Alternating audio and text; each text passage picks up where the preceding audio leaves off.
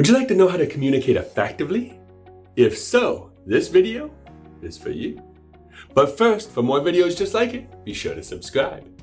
Now back to our point and our topic at hand, how to communicate effectively.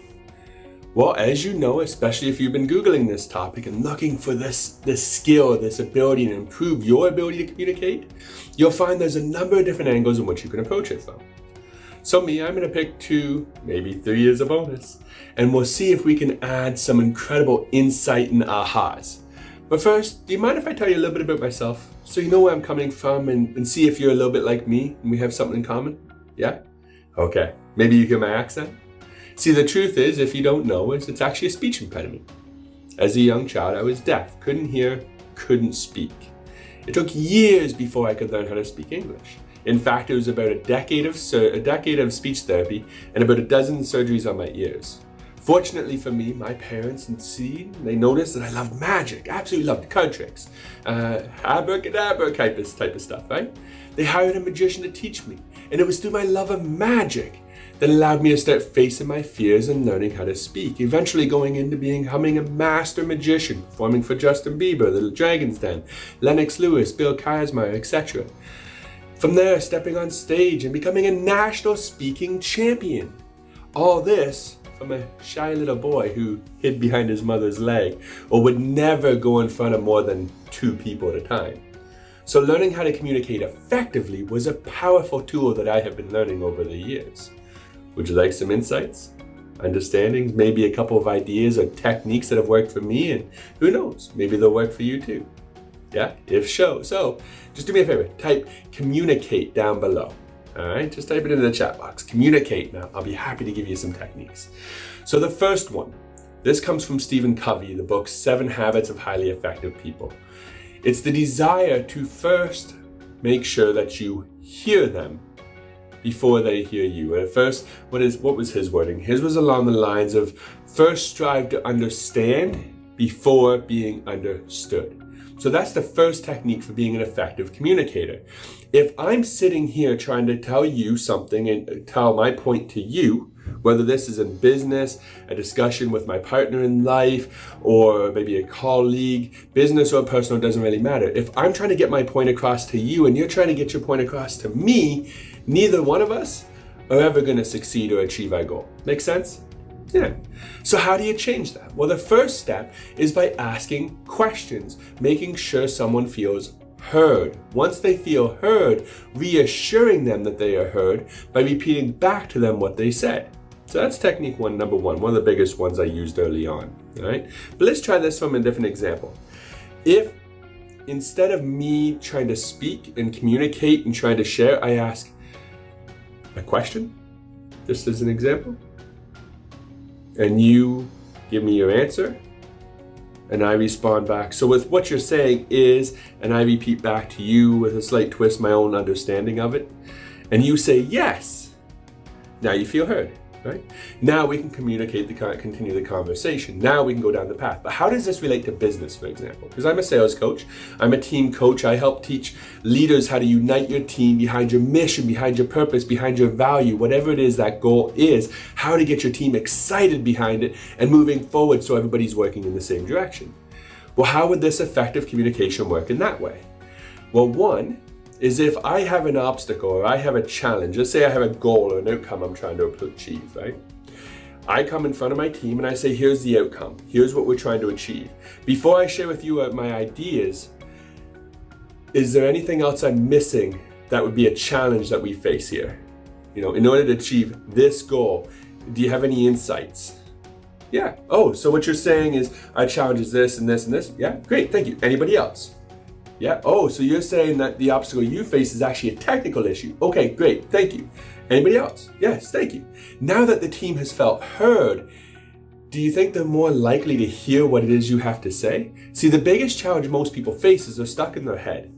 They are thinking a thought, but unless you allow them the chance to get it out of the thought, no matter how valid, no matter how intelligent, no matter how much of a genius you are, they're not going to hear it because they're too busy thinking about the thought that is in their mind. So by first allowing them to be heard, allows you to clear their mind and now have the space available to hear what it is you have to say. Now that's how you can do it in the business setting. But let's use this same scenario in a personal setting. Let's say I'm speaking with my spouse or my partner. Let's say she has a perspective on why we should do something a certain way, on how we're going to raise our child, or maybe how we're going to approach a family or a friend about something, or maybe how, doesn't really matter. Same concept. If she feels that, if she has an idea or she has a thought, and I have a thought, if I'm busy trying to get my thought out and she's trying to get her thought out, it's just, we're going to butt heads. We're going to hit that wall. We're never going to be able to communicate effectively. Even if I know what she's saying, and this, again, maybe it's just me, but I'm guilty for already knowing what she's talking about. So therefore I'm dismissing it and trying to jump straight into the solution. Guys out there, don't do that. Bad mistake. It does not work. Okay.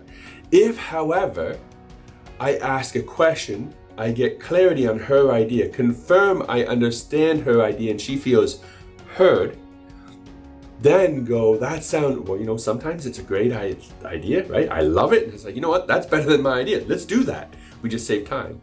Or it's the scenario of, that's a great idea. I was actually thinking this idea. And now we have two ideas to play with, and that's going to communicate, allow a back and forth conversation. But remember, you want to switch between those roles. If you ever find that the headbutting is happening or you hit it, it feels like you're talking to a wall, remember what is within your power, what is within your control is to stop and ask a question, all right? And make sure that they feel heard and hear what it is they have to say, and then revalidate back to them what they heard, what you heard, and have them agree that you heard them properly. And if they disagree, you have to ask another question. See, that's within your power, and that's how you can control effectively communicating with another individual. Remember, if you like this stuff, if you're learning something right now, go, I'm learning. Type it in the chat box down below. All right. Now, what now for tip number 2? This is something I use personally. I use this in business all the time, but I also use it in personal. So let's say I'm at a networking event. I'll give you 2 scenarios. I'm at a networking event and I'm talking to business professionals, or I'm at a social gathering with family and friends where I don't really know anybody. Right? Remember, I was that socially anxious little boy, got, almost felt like I was having a heart attack just because I was having a conversation with someone with people I didn't know. So this was a technique I came up with a long time ago as a way to overcome that and to battle that and to really gain confidence in social settings in seconds rather than years. How would you like to be able to walk into a room and have confidence in the communication, build those relationships, make that connection in 30 seconds or less? Yes? Sound like something you want? Great, because that's what this technique will do. So again, it comes back to the power of a question. Now, me, being that I had a speech impediment and struggled with speaking, I literally wrote down lists of questions and I would practice them. But there was this very, very specific type of question. See, my goal in a social setting where I'm having a conversation with someone, if it's someone I don't know, like in a social setting, like a party or a gathering with friends, or if it's in a business setting, my goal there is to find out what the problem is or the challenges is. Okay. My goal is to ask questions that ignite their passion or their pain. All right, one or the other. So I'm going to start with the personal setting. If I'm at a party or I'm at a social gathering with friends and family or people I don't know ideally, and I'm feeling a little uncomfortable, I'll start a conversation with someone. I have a list of questions. What are you passionate about? Other than work, what is it you enjoy? Are you a parent? See, my goal is to dig deep. Dive in there. Learn what they're passionate about, because what I have learned is the most introverted individual, the shyest individual or the extrovert, doesn't matter. If I tap into their passion or something that they're excited about or something they know a lot about, you can spark them, you can ignite them and get them full of energy, even if they're the biggest introvert like I was. Right? But let me ask you this again. Maybe you've seen it. Have you ever seen someone who, when you hit a topic, all of a sudden they get full of energy, they're lively, they just go, and it's like, wow, where did this person come from? That is what I'm talking about. That is what I'm trying to achieve. And the reason why is because if I can ignite someone's passion, the curiosity, the excitement, if I can ignite that, what it does is a couple of different things, subconsciously. Okay, because in effective communication, we want to be conscious, but we also want to tackle the subconscious. That way they can feel comfortable. What I'm attempting to do is, one, it's easier to ask questions than it is to talk. especially when it's someone I don't know. Much easier to ask a question.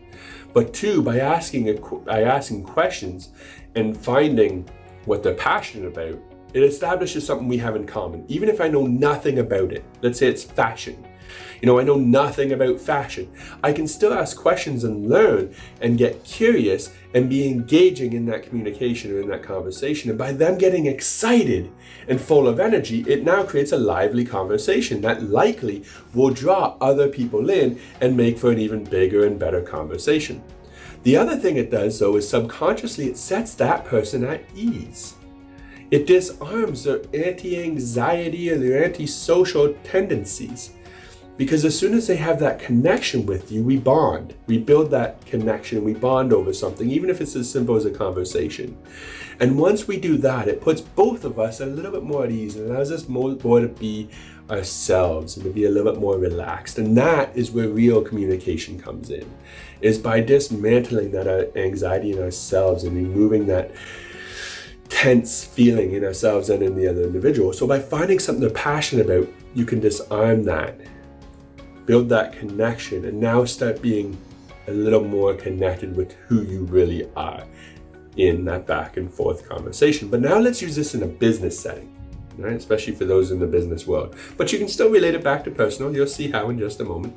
Let's say I'm at a networking event. I know nobody there. My job, generate leads, right? So what I'm going to do in that setting is I'm going to ask a question. Dig deep into their biggest challenge or the biggest problem in which they face. Find out what they're excited about in business and what works. So usually it's passion or pain, right? So in this setting, if I'm going in for passion, it's, hey, great, I see you're in this industry. Or what industry are you in? We dig in deeper. You're obviously an expert in your industry. What is a piece of advice you give to someone who knows nothing about it? Do you think they're going to be excited about that? Do you think they're going to get a little lively, maybe full of excitement, get some energy? Yeah. Again, we're going to draw a crowd, be the life of the party, life of the event. People see us that we're a social individual, even if I'm not. Maybe you aren't, maybe you are. That's your choice. Right? So we have that conversation and we ignite whatever they're passionate about. Again, it builds the bond. And in business, we want to get people to know us and we want to get to know them. That way we can build a likability amongst each other. And if we start to like each other, maybe we'll start to trust each other. And if we trust each other, that is when we can buy from each other, or I can make an offer. Because if they don't trust me, they're never going to buy from me. So that's all part of that process. Or on the business side, if I'm identifying what is the biggest challenge you face in your business today, and they say something like uniting the team or holding the team accountable, imagine if in 5 minutes or less I could find out the challenge, what they struggle with. If I could then solve that or help them with that, whether it's introducing them to a video podcast I shot or an industry white paper, or if I found out that there's something they're excited about and it was something I knew nothing, something I recently saw a video on or a social media post and I shared it, or built that connection, I could send it to them. I instantly build that rapport. Again, furthering the connection within that relationship in a very short period of time. So if I was to summarize those 2 points that I had given, the secret, one of many, the secret to effective communication is by first asking questions and ensuring you hear the other person, hear what it is they have to say, and confirm that they've been heard. Once they have been heard, then you communicate your point, and then switch and go back and forth, hearing them, then being heard, hearing them, sharing your perspective. Point number 2 was again about asking questions with the goal of you igniting their passion, igniting their excitement, igniting their enthusiasm. Because the shyest individual will come out of their shell if you touch on a topic that they either know a lot about or really, really enjoy. If it's a parent, usually it's their kids. If they're in business, it's usually their product or their service. If you're at a party or a social event, it's as simple as asking, other than work, what is it you do for fun, right? Finding that common connection. But I did say I'd give you 2 to 3 tips. Maybe I'd give you a third as a bonus. Would you like the bonus? Yeah. The hardest part of effective communication, at least in my experience with people and any of my clients that I've worked with around the world, is they always ask me, yeah, but Jay, how do you stop the conversation? How do you get out of it? When you've had that great conversation, but it's time to go, right? How do you get out? Well, simple. Again, meaning the fact that I struggle with my speech, I always wrote them down and rehearsed them. Like the word tournament, for example, it took me almost a year to master that word. I won't even try to mess it up because I don't want to fall back into that. So I would script them all out. The scripts that I had were things like social settings, like, hey, great, no, this has been fun. I'll be right back. I'm getting a little thirsty. I'm gonna go grab a drink. Or, you know, I gotta find my spouse. So just, hey, great. You always talk of it in an upbeat. This has been great. I've enjoyed the conversation. That is really fascinating. I always compliment and I uplift, but I do so in an ending conversation type verbiage. It's like, this has been a great conversation. I really appreciate you sharing me with that. I'm just gonna go grab a drink, but I'll talk to you in a little bit, or I'll see you around, right? Or I look forward to connecting again later. Right? Or I sometimes will have a partner there and it's like, you know what? If I give you a signal, you just come in and interrupt or call me over. That's one way. I prefer not to do it. But typically it's usually, thank you so much. This has been really great information. As soon as there's a pause, you wait for the pause in the conversation and you act. This has been really great. I really appreciate your time and that insight. This has been awesome. I'm just gonna go to the bathroom, or I'm just gonna grab a drink, or you know what? I wanna get to know a bunch of people here. It's been really great talking to you and I'll see you in a little bit. Sounds fair? Yeah, no one has any problem with that. You just compliment it and then let them know you're leaving. That's the easiest way to get out of the conversation and end the conversation politely. I am Canadian after all, so I've got to try to be polite. But that's typically the easiest way. In business, it's the same thing. If I'm at a networking event, the one I always use is, no, this is awesome. I would love to connect if I actually want to connect with them. If I don't say that. But if I want to connect with them, you know, it'd be great to grab a coffee. If you have a card, I will follow up. But I do want to try to meet as many people as I can today at the networking events, first time here. So I'm going to start talking to a few more people, but I'd love to catch up with you. Would that be good with you? And there's my call to action for the next step in my sales cycle, to connect with them and have an even deeper conversation and learn about their problems, their business, what services I could offer, or how they could help me, and find that common connection. But hopefully that makes sense. If that makes sense, type it, comment below. That makes sense. All right? It's just about being positive on the outgo of the end of this conversation. Like, this is great. I love this information. This was amazing. Something positive, and then a reason why you're going to leave. Just give it simple. You know, I want to meet as many people as I can, or my legs are stiff. I'm going to go for a quick walk, or whatever it may be. Just list them out ahead of time, what works for you. So if you like this, be sure to subscribe, like, comment down below. Share the video with someone you know needs this information on how to communicate effectively. Be sure to share it with them, tell them all about it, or tag their name down below so they see it. And thank you for your time. I will see you soon.